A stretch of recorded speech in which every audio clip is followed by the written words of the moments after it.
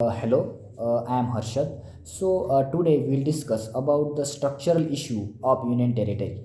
So recently, what happened that some MLA from Legislative Assembly of Union Territory has given resignation.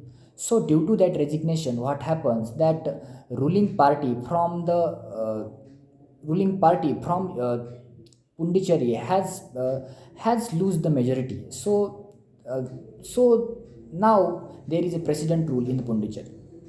So the intent of the resignation is the member of this legislative assembly should not face or should not suffer from the disqualification under anti-defection law. So they give resignation before the party will disqualify them.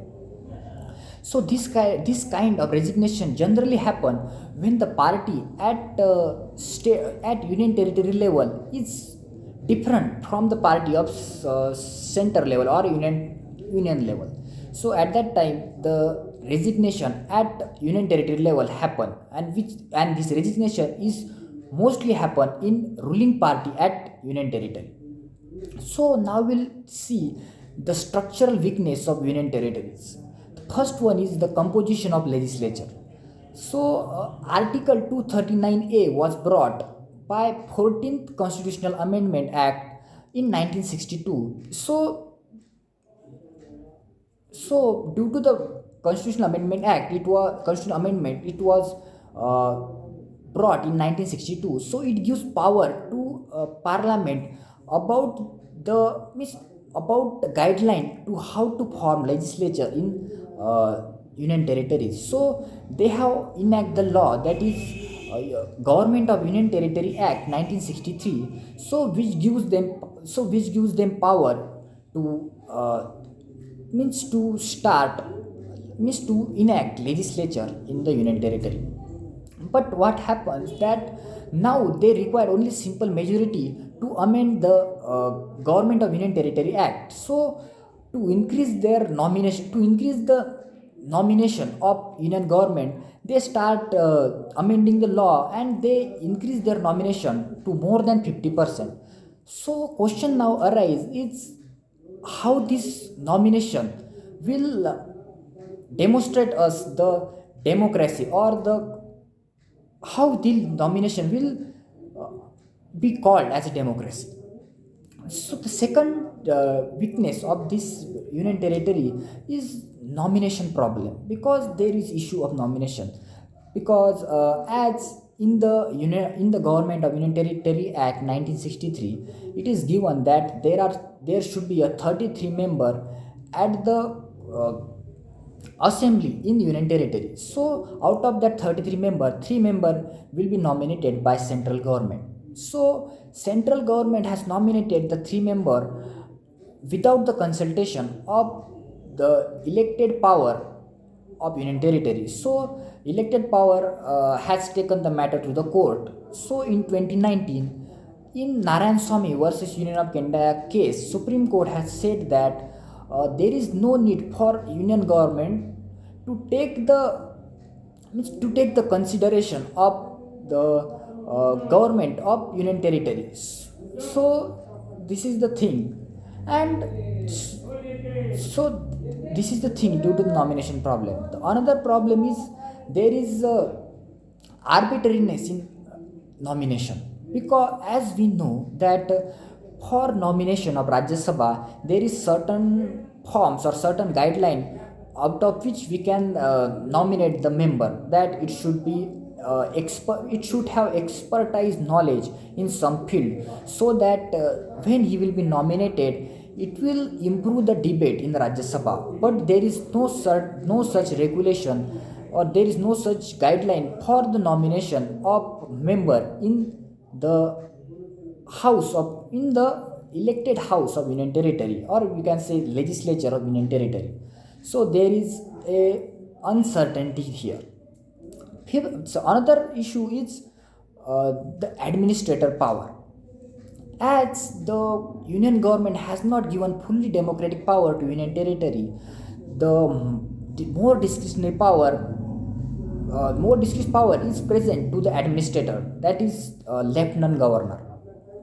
So Due to that, there is like always a tussle between chief minister of union territory and lieutenant governor, because lieutenant government has a discretionary power, so that it can take any law which is passed in the legislature of union territory. So it can do the disagreement with the law, and it can refer this law to president.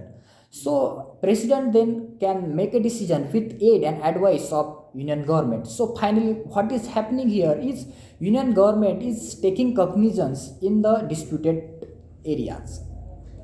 So another issue is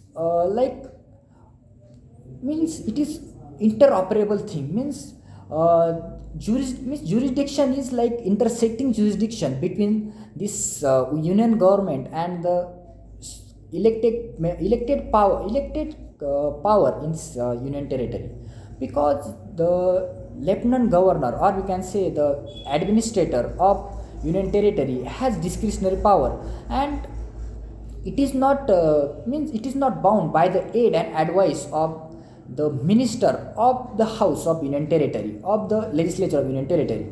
So as the how according to the law, legislature of union territory is bound to make laws, but means they are empowered to make laws, but the legislative but the but the lieutenant governor is not bound to follow them. So there is like a jurisdiction issue, there it is, means there is intersection in jurisdiction of power, so it is all about conflict.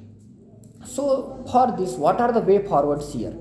The first one is we should follow the cooperative federalism, because means in many cases supreme court has also found in various judgment that governor should not abuse his power, or should not use his discretionary power to destabilize the government in union territory also, or in the state government also. So governor should be held accountable here, because it is responsible for stability, and it is a link between center and state, and it is an important balance to maintain a cooperative federalism in India.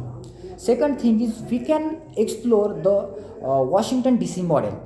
In Washington DC model, what happens that there is a strategic issue which are strategic building which are under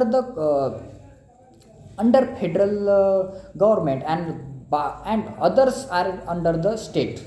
So we can opt this model, certain strategic issue like a political institution or certain defense mechanism, defense equipment are will be under union government, then all other remaining issue which will be under uh, the control of union territory.